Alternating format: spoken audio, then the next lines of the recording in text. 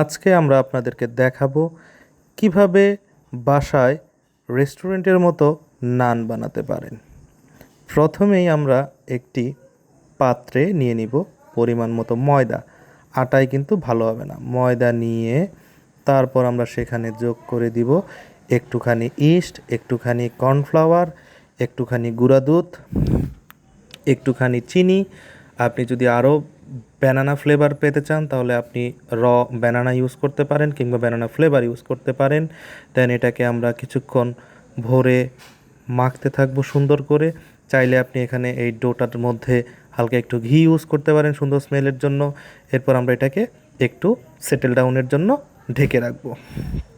তারপর আমরা এইভাবে গোল বানিয়ে বানিয়ে যখন এই লামগুলোকে রাখবো, অবশ্যই এমনভাবে রাখতে হবে যাতে না হয়ে যায়। তারপর সুন্দর করে বেলে প্যানটাকে সুন্দর করে গরম করে প্যানে দিয়ে দিব এবং এরপর আমরা সুন্দর করে ভাজবো। ভাজলে আমাদেরকে এক পিঠ ভাজতে হবে। সাধারণ তাওয়াতে আপনি ভাজতে পারবেন, এটার জন্য এক্সট্রা কোনো আদার্স কোনো চুলার দরকার নাই।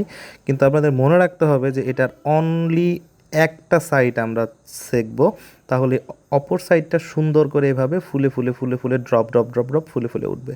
এবং মাঝখানের থেকে যখন আরেকটা দিব তখন আমরা এই মাঝখানের যে ময়দাগুলো লেগে থাকবে সেগুলোকে আমরা সুন্দর করে মুছে নিব।